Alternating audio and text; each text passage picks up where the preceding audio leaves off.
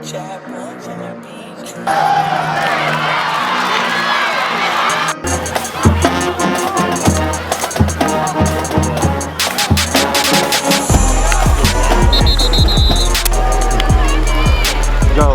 go, go, Q. Attaboy, G-Money.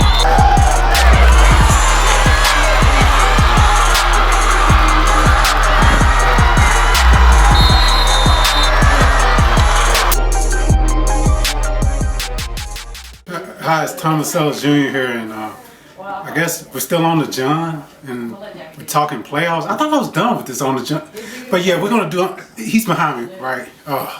Let's get on the Jon. Yeah, it's a new one. It's got more logos in it. Welcome back to a round 2 edition of playoffs. This is we're recapping round 1. Well, I was gonna say welcome back to round 2, but we can, Did we welcome them to round 1? we will. Okay. Oh, right, you stop filling up there. No. We keep recording. Oh, okay. Yeah, it's natural banner. Okay. Yeah. See. Okay. Go ahead. Jimmy. Just go ahead. Well, first of all, Thomas, welcome back. Thank you for having me again. No, thank you for having me. Thank you for having me, bro. So. But Thomas, we'll start with who stood out to you in round 1 of the playoffs. Well, there were a lot of surprises. The biggest surprise to me was our 6A teams did not do as well. Carterville proved that they're legit. A big beat down on Independence. That defense looks great. But Germantown, Brentwood, hey, you go to the state finals. You know you got a quality program, but they came in and did their thing against Germantown, and then our other 2 teams went on the road and didn't do so well. So that's the biggest surprise to me of the first round of the playoffs. But on a positive note, Middleton looked good, and they proved that their region was pretty tough in 3A. Covington looked awesome against Raleigh-Dyersburg, was dominant, and Ripley dominated. So that's the good and the bad there for me. Yeah, the good and the bad for me is, like, I hate that Germantown lost at home. Yeah. On that game-winning field goal about 3 points at the buzzer. We talked about all week, special teams is going to be a difference in a lot of games. Yeah. And it really came down to that Mumford-Portland game. Mumford won 28-27, where I believe a missed extra point was the difference in that game for the Mumford Cougars to get that win as well. And then let's just talk about, give Christian Murray some kudos as well, because big upset, big over the other side of the state. like we talked about, a lot of private schools get that budget where they can stay in a hotel 3 hours away from the stadium or wherever they got to spend the night at. Yeah. And I think Christian Murray, according to their Twitter account, they left the day early. Oh, So they did leave a day early for that game. So that's kind of smart for Christian Motors. And Dallin Hayden show up how big of a key factor he could be in that game, about scoring pretty much all their touchdowns. And Christopher won 28-24, and it sets up a huge game Friday night against Briarcrest. But another key thing to me was Brighton getting only 6 points. I know their defense has been struggling all year, but their offense has been scoring a lot of points. But it just shows you how good Summit is, and that home field advantage. And when you got the keys and you can adjust to the sound and the atmosphere, it's hard going on the road. But we know defense wins championships, so you can pretty much shut down a good offense if it's having an off week. So, and I think Summit proved that. I think we got to give a lot of credit to Father Ryan. I know MUS scored 0 points, but it turns out MUS played like 3 quarterbacks that game because their starting quarterback, George Hemsley, ended up getting injured in that game. Yeah. But to all the teams that ended up losing this past week, like ECS, I know it's a good story regarding the running backs. They got Greenwood and White. I hate they lost 34-14 at home. But to all the teams that lost this past week, congratulations on a great season for even advancing it to the playoffs. Like we talked about, a team like FACS who's on the rise with Mitch McDaniel, they only won 4 games this year. Yeah. But I think the future does look bright. And you got to give Joey Benefico and St. Benedict some time as well, just because they're still growing as a team because they're so young. And they also basically got a new head football coach. And William Dean out there at TRA, same situation, young coach taking over a young program. They get to the playoffs against Friendship and took a tough L, but getting that postseason experience playing in November should make their younger players hungry to want to play deeper and deeper into November. And guys, also I want to give shout out to Mike David, the Brighton coach who stepped down recently. Congratulations to Mike David on his coaching career at Brighton and other schools that he has coached at. Benedict, all those, yeah. So it'll be interesting to see what Mike David does. I know he's still going to be teaching at Brighton, so congratulations to Coach David as well. So we ready to move on to our next one? Absolutely. Okay. This week I had the privilege to interview Jordan Bell, the Mufford Cougar quarterback, a sophomore who's only 15 years old, who has led Mufford back. Whoa, time. You went up in my coverage area and you went behind my back and talked to me? Hey, you got, hang on a second. I'm doing your dirty work for you.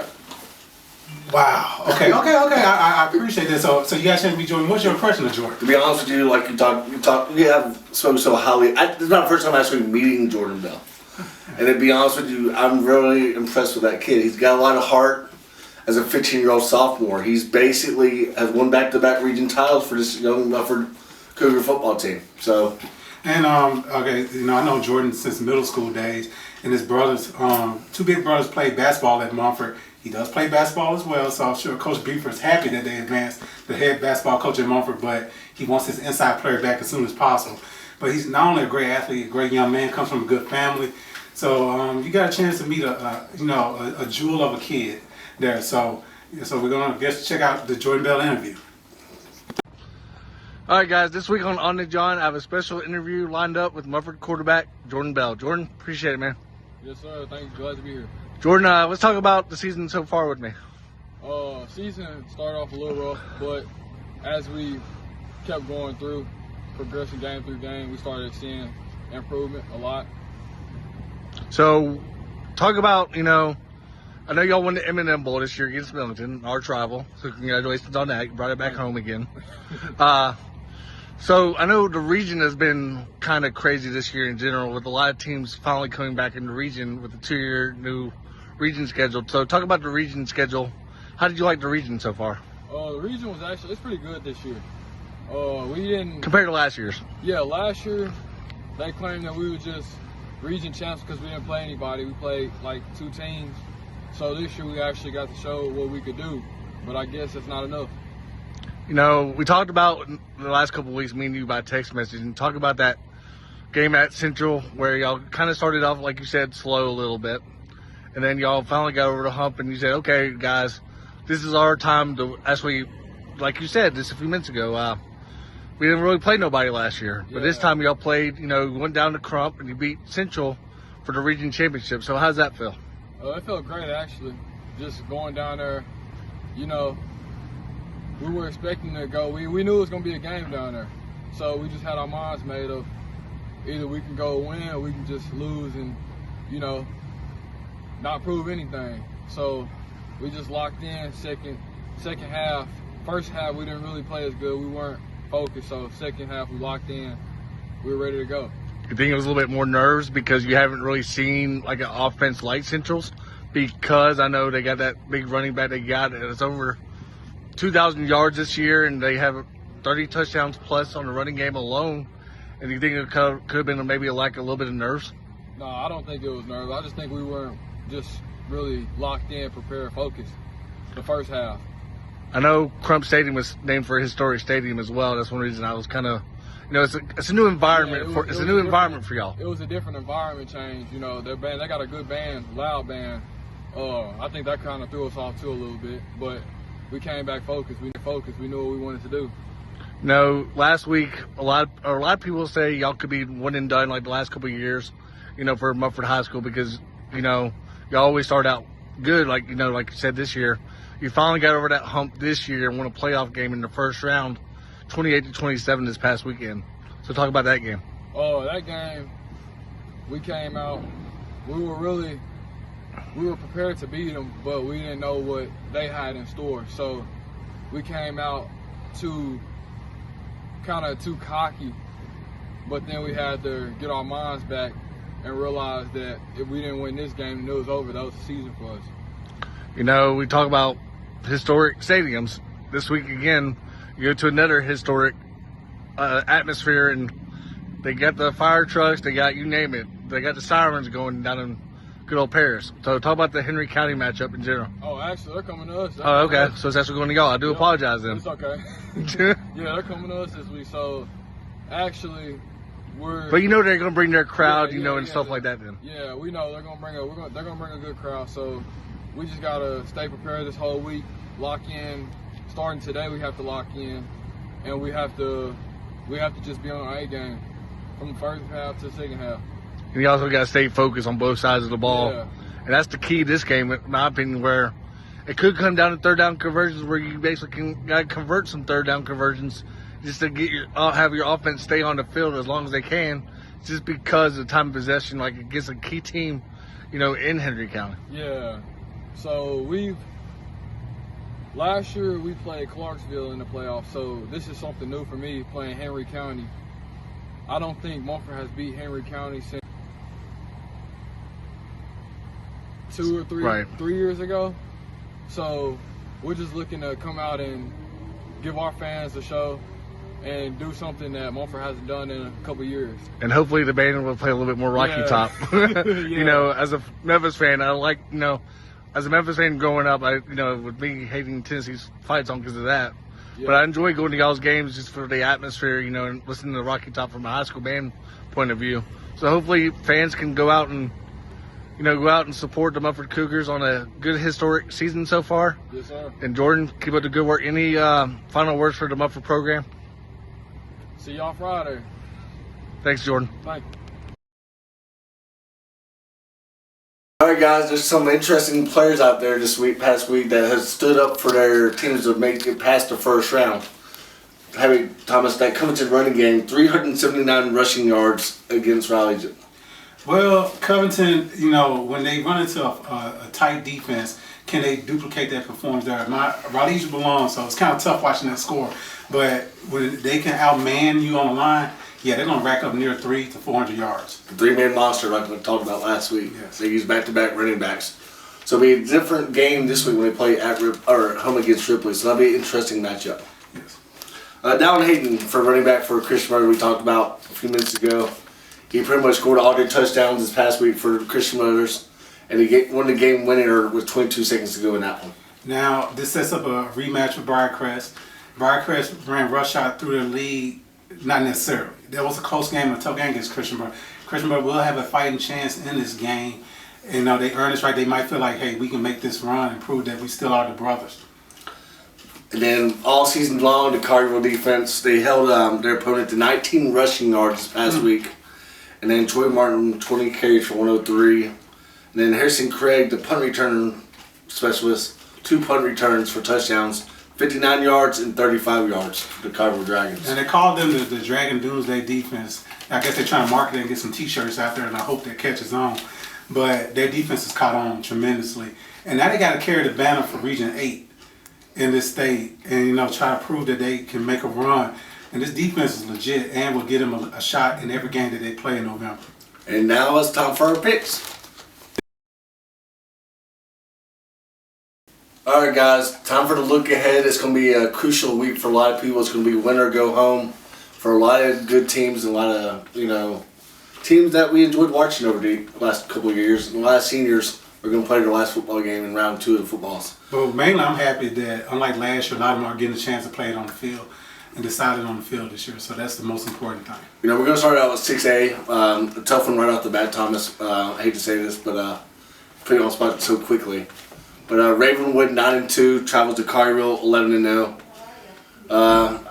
Collierville's defense, are they going to step up and play like strongly like they've been all season long? Is Martin going to get the 20 carries again and have a good day, or could it come down to special teams? The Dragons had a recipe for success. Troy Martin, solid running game, smart quarterback, and great defense.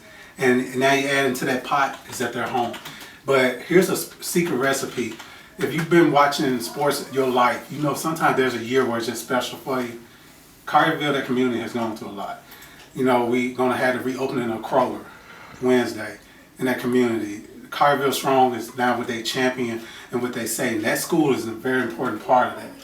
So will that community rally around the team and put extra energy into them?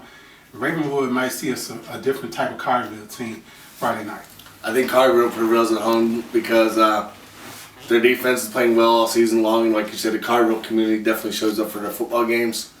And sometimes these teams from Nashville I know it's playoff season, but they still don't travel enough people to outmatch the home body, if that makes sense. Yeah, and they might underestimate them because they do play a better brand of football in the middle of the state, better kicking game and all that kind of stuff. But sometimes they come to West Tennessee, our heart and our athleticism can get them.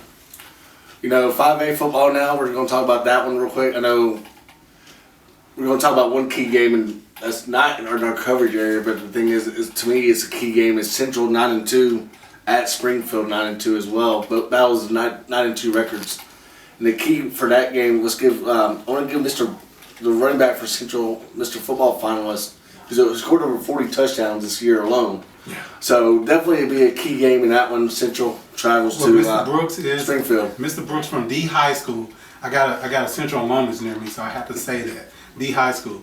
Mr. Brooks is legit. They do depend on him a lot. So will he stand up? Will he can withstand the punishment? They got a good shot. I think so too, especially when their quarterback was Major Wright's son. Yes, law. Yeah. Henry County 6-5 at Mufford 9-2. Like you talked about, they don't have to bring they still bring the sirens down to Mufford. Yeah. But a key game for Jordan Bell to show out, in that sophomore season that he had so far.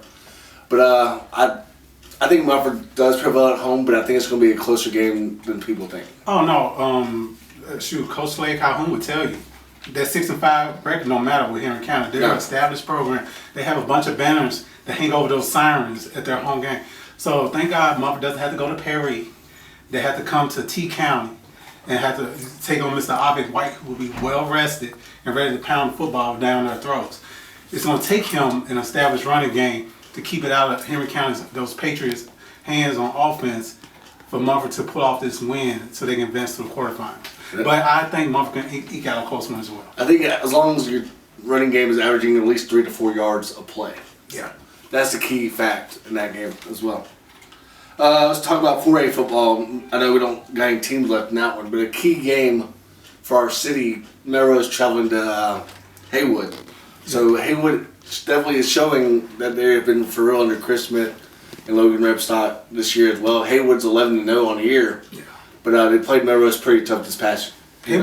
Haywood, they're on a mission because they've been this good the last 3 or 4 years, but they've been coming up short. They brought in Chris Smith to get them over the hump. He has an agenda as well, because with Germantown, he had those 2 good years, couldn't get over the hump. They're all on the same mindset. They want to get to Chattanooga for the championship game to give themselves a shot. They want to get out of the bracket. They want to make it to the show. And I think they will. Yes, I'm picking Haywood as well.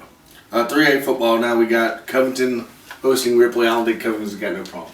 Well, in the regular season, they took care of business. I think, with Ripley having to come to them, they'll take care of business again. They got the formula and the recipe to beat Ripley. And then Middleton travels to Dyersburg. I know it's going to be a tough game for the Trojans with being a young group. Like we talked about with Mark last week, they are getting better each week. But I think Middleton's going to have to take their time of possession out of Dyersburg's hands to prevail in that victory. Well, I'm picking the Trojans in the black and gold. Wait, I know you're thinking both teams are Trojans, they wear black and gold. I'm sticking with it because I got to cover one team every week. So, go Trojans. Okay, next thing we got is 2AA Battleground 6-5 at Lausanne. We covered Lausanne just a little bit in general this year because they beat a good team in ECS this past season, or this season in general. But I think Lausanne prevails at home because they got the all-around athletes compared to Battleground. And they got enough size on the line, so I would pick Lausanne as well. And now they got to carry the banner for us in that AA Division 2 with ECS, going down early. So go Lynx. It could be a Lausanne USGA matchup in the championship, so that'll be kind of interesting.